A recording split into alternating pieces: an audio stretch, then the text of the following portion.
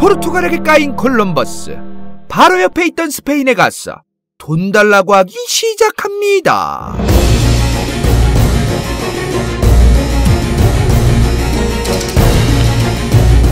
지난 시간 저지도를 참고해서 반대로 가면 인도 더 빨리 갈 수 있다고 뻥카 치고 다녔던 콜럼버스.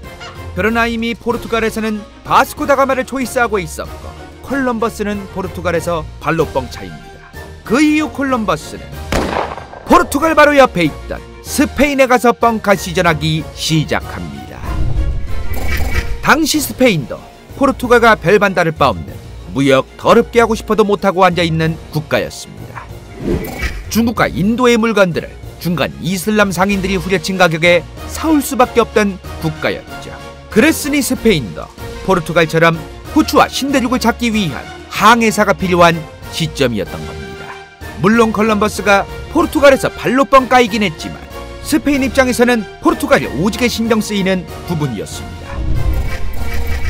바스코 다가마 시켰어 희망봉에서 인도로 가는 마지막 항로를 포르투갈이 개척하고 있었으니 말이죠. 그랬으니 알다가도 모를 바닷길, 망망대해의 바닷길을 위해 사기꾼이고 뭐고를 떠났어 스페인은 누군가한테든 투자를 해야만 했던 상황이었던 거죠. 그렇게 스페인은 콜럼버스에게 돈 오지게 주고 인도라는 후추 천국 국가로 갈 수 있는 항로를 찾아오라고 계약서에 사인하게 됩니다. 앞서 말씀드렸다시피 그 옛날 지도에는 저렇게 아프리카와 아시아, 유럽뿐이었습니다. 그랬으니 당연히 유럽의 왼쪽으로 갔을 때 아무것도 없을 것이라고 생각을 했던 건데, 그런데 막상 콜럼버스가 출발하고 나니 길막이 있던 겁니다. 당연히 스페인을 출발해서 왼쪽으로 쭉쭉 가면 인도 있을 줄 알았던 콜럼버스, 생전 태어나서 처음 듣도 보도 못한 대륙에 길막을 당합니다. 우리가 지금은 다들 잘 알고 있는 그곳에는 콜럼버스의 상상이었던 인도가 아니라 북아메리카, 남아메리카를 모두 포함한 아메리카 대륙이 길막을 하고 있던 겁니다. 그러나 실제 콜럼버스는 죽을 때까지 저곳을 인도라고 생각을 했었다고 전해지고 있습니다. 그저 자신이 후추가 있는 인도의 지역을 찾지를 못했을 뿐 저 인도라고 생각하던 저곳은 무조건 인도라고 생각했었다는 거죠. 그래서 이 대륙에 있던 원주민들을 이때부터 인디언이라고 부르기 시작했던 거죠. 그렇게 후추 없는 인도도 아닌 곳을 인도라고 생각하며 아메리카 대륙의 탐험과 개척을 시작한 콜럼버스. 스페인이 후추 구해라고 보내놨더만 개털 당연히 후추는 없었으니 아무것도 안 보낼 순 없어서 아메리카 원주민들 납치해서 노예라도 쓰라며 보내기 시작합니다. 그런데 이 시점에 앞서 말씀드렸던 포르투갈의 바스코 다가마는 뭘 하고 있었을까? 레알인도 찍고 돌아왔어 후추 몇 박스째 가져온 겁니다. 후추 가져오더니 인도라는 신대륙에 실제로 사람들이 코끼리를 타고 댕기질 않나, 카레를 손으로 먹질 않나, 어마무시하게 신기한 대륙이었다는 썰 오지게 풀면서 유명인사까지 되고 있었습니다. 그 시간에 콜럼버스는 스페인에게 조금만 기다려달라며 여기는 레알 인도라며 후추뿐만 아니라 금도 찾고 있다면서 개뻥가를 시전하고 있었지만 말이죠. 이제 볼짱다볼짱 오지게 기다렸던 스페인, 콜럼버스 사기꾼이라며 발로 뻥 까버립니다. 안타깝게도 죽을 때까지 콜럼버스는 아메리카 대륙을 인도라고 혼자 상상망상을 가지고 믿었다고 전해지고 있는데 말년 상당히 안타깝게 죽어가셨습니다. 사기꾼이라고 낙인 찍히고 매독 걸려서 사망하게 되었죠.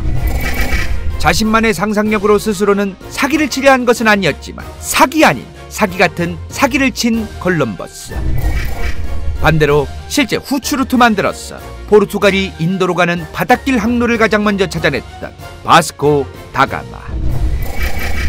이베리아 반도 끝자락에서 자신들의 생존을 위해, 정확히는 이슬람 상인들에 의해 독점되어 있던 지중해 무역, 후려쳐진 가격으로 물건을 구매해야만 했던 포르투갈과 스페인. 그렇게 가장 먼저 대항해 시대의 문을 열었던 포르투갈과 스페인, 그들을 시작으로 수많은 유럽 사람들이 북아메리카 대륙 그리고 남아메리카 대륙으로 떠나기 시작합니다. 이렇게 대항해 시대가 시작되었던 거죠. 그런데 수많은 유럽 국가들이 북아메리카 대륙은 손절을 치기 시작합니다. 콜럼버스를 시작으로 수많은 유럽 국가들이 식민지 개척을 시작했던 북아메리카와 남아메리카. 그러나 북아메리카의 경우 사계절이 오지게 뚜렷한 부분이었습니다. 특히나 당시 기술로는 지금의 LA가 있는 캘리포니아 지역까진 가지도 못했고 북아메리카에서는 미국 동부 쪽을 들쑤실 뿐이었는데 아시는 분들은 아시겠지만 사람들 얼어 죽을 날씨였습니다.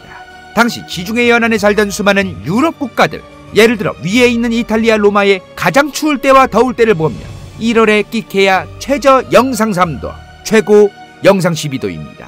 그런데 아래의 뉴욕 날씨를 보면 한겨울 날씨 영하 3도, 최고 영상 4도입니다.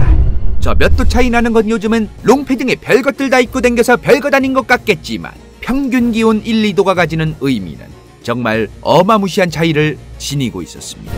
사람이 얼어 죽느냐, 농작물이 잘 자라느냐, 지구온난화가 오느냐 마느냐 정도로 말이죠. 그랬으니 당연히 수많은 유럽 국가들은 대부분 1500년대까지만 해도 북미 대륙에는 큰 관심이 없었습니다.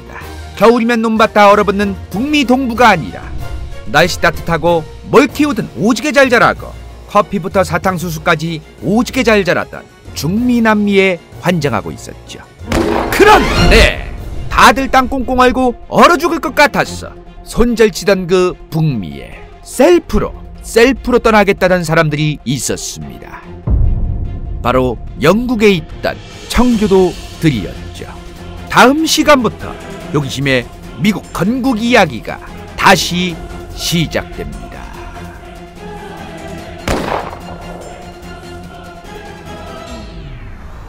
볼만했다면 좋아요와 구독, 재미없었다면 싫어요를 눌러주십시오.